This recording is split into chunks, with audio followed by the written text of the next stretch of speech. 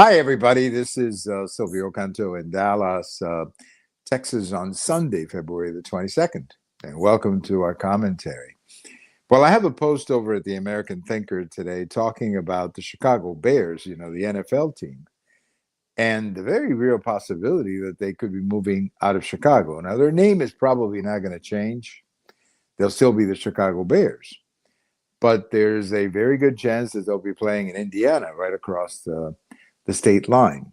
The state of Indiana is negotiating with them, has promised to build them a first-class stadium. It'll be right across the state line. So they'll still be the Chicago Bears, a little bit like the Giants or the Jets, New York Giants and New York Jets, who actually play in New Jersey, right under that tunnel. You take the tunnel and you're on the other side, you're in New Jersey, and that's where their stadium is. But so it is a big loss really for the city of Chicago if they move, financially, that is, as well as obviously the loss of a very traditional team playing in a very traditional stadium, Soldier Field.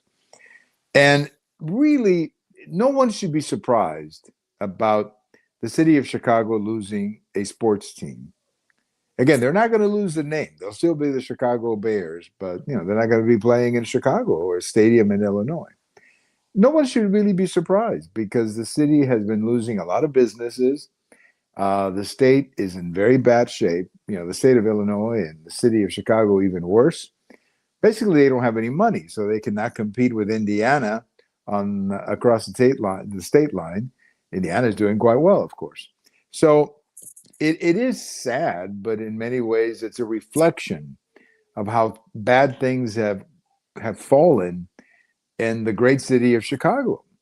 I mean, the great city of Chicago for a long time was the second largest city in the United States. It may still be the second largest city in terms of population. I'm not sure about that. I think it's LA now.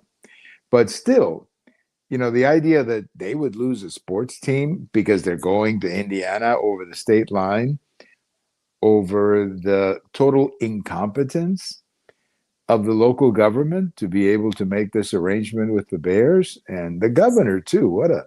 What a flake he is.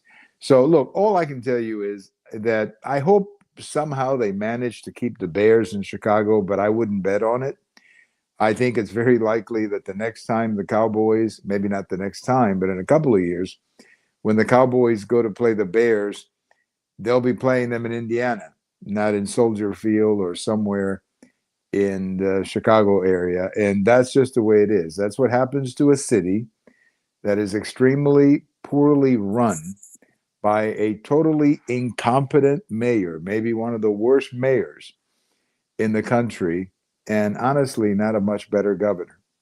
So, you vote for these people. This is what you get. So the Chicago Bears will soon be based in Indiana by what we are hearing. And I have a post at the American Thinker about that.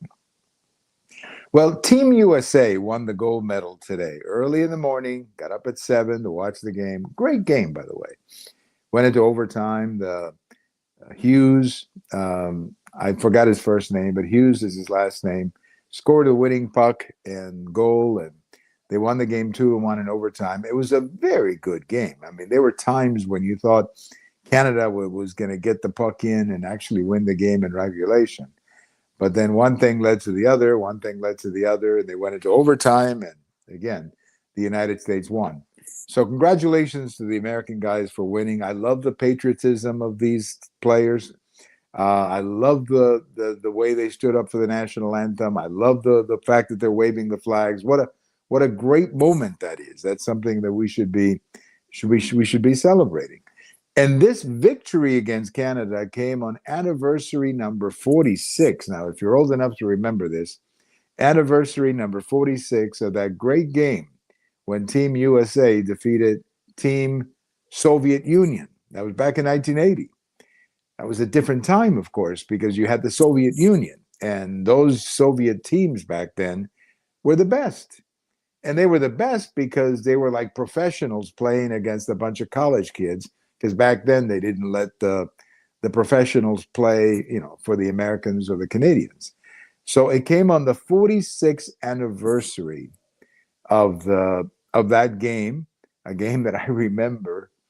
But I'll tell you, the one thing that that game in 1980 will always have going for it is Al Michaels calling the game on, I guess, the television and the radio as well. And you can pick it up on YouTube.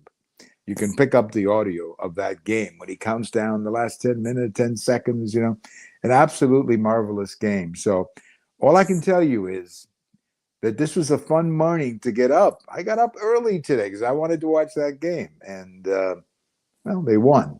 So the getting up in the morning and having a cup of coffee was kind of nice, especially if your team wins. And once again, I love the patriotism of the American guys. What a tremendous good feeling that is, given that some of these Olympians, not all of them, I should be careful, a couple of them have made critical remarks of the United States. If you don't like the United States, go play somewhere else. That's just my point. And honestly, they shouldn't be mixing criticisms of the United States where who cares what they think of Trump or whatever they want to say. That's not for athletes to be talking about. But I sure love the patriotism. That's what they need to do, show pride for their country. So congratulations to Team USA. I assume they're going to go to the White House sometime soon. One thing about these players on both Canada and the United States is that probably in a couple of weeks they're going to be dressing up with getting back to their regular jobs, which is playing in the National Hockey League, and many of them are teammates. That's what they were commenting on the game today on the broadcast, that some of these guys are playing against their teammates from some other NHL team. So it was exciting in that respect. Well, if you've been watching the news from Mexico today, it's been crazy down there. It all started when a fellow by the name of El Mencho, who is the top narco guy in Mexico today, was killed by the Mexican military. Now, there are some, and it's important that we say this, unconfirmed rumors that this was a joint U.S.-Mexico operation, but it's unconfirmed. Nobody has confirmed that. I don't think the U.S. Embassy or the U.S. government has confirmed that. But I wouldn't be surprised if the United States was heavily involved, because they were able to find this guy and identify this guy and nail him. And they probably needed some help from the United States in terms of intelligence and stuff like that to get it done. But they nailed El Mencho, the top narco in Mexico. They killed him. Well, that unleashed a response from the cartels, and that's what we've been going through all day long. These roads being blocked, these cars on fire. I mean, the cartels have replied with a lot of violence, and much of it in the area of Vallarta, Puerto Vallarta, in that area. So far, they have not been going into hotels or killing people or killing tourists or anything like that. There's been a lot of shooting and a lot of fires, but no tourists or hotels have been attacked. There have been no hostages or anything like that. And by the way, speaking of that, you got to be very careful with the information you're getting from Mexico, because there's just a lot of garbage and a lot of fake videos coming out. So my suggestion is, if you live in Mexico, and I know some of our viewers do, the best thing to do is to check the information from the U.S. Embassy. They'll tell you what's going on. And so far, the U.S. Embassy is advising Americans to be super, super careful. And in some areas, they're telling them not to go outside. Now, some of the schools in some of the areas like Vallarta and that area there in central Mexico, some of the schools will be closed tomorrow. Some of the flights were canceled today. They believe that things will be back to normal tomorrow. But of course, we got to see what happens tonight, because, at dark, there may be more violence from the cartels. But it was a bloody day. To my knowledge, not many people were killed. Again, Americans in tourist hotels and stuff like that are okay.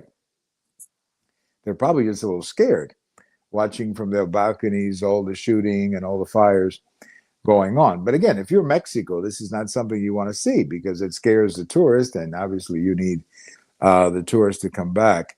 And several tourists were stranded at the airport because the flights had to be canceled. But my suggestion, if you're in Mexico, try to follow the information from the U.S. Embassy, and they've got texting and they've got ways of getting this information to you. And stay away a little bit from the internet, because there's a lot of exaggerated videos that were in the internet today that are going to end up scaring people and not adding to your level of knowledge or information about today. Well, we leave you today with a special birthday, February 22nd. George Washington was born in Virginia on this day in 1732. George Washington, of course, the first president, the father of the country, as they like to call him, Mr. Indispensable. Look, the man turned out to be a great leader for the United States. And I've often said, excuse me, what separates the United States from many countries is George Washington. That not only he was able to serve the country the way he did, but that he walked away from power after 2 terms as president and just went back to the ranch. He didn't live a long time after he left the presidency. He died in 1799. He got real sick, and he died in 1799. So he didn't have a very long retirement, which is what he wanted to have. But nevertheless, he gave the country almost 40 years of service, incredible service, and turned out to be, as many people like to say, the indispensable American. So happy birthday. This would be number 264 or whatever, or maybe, I don't know, I can't do my math, but quite a few of them for George Washington, who was born on this day in Virginia. Thank you for listening. And once again, congratulations to Team USA for winning the medal. And on George Washington's birthday, how do you like that? Okay, everybody, thank you for listening. This is Silvio Canto in Dallas.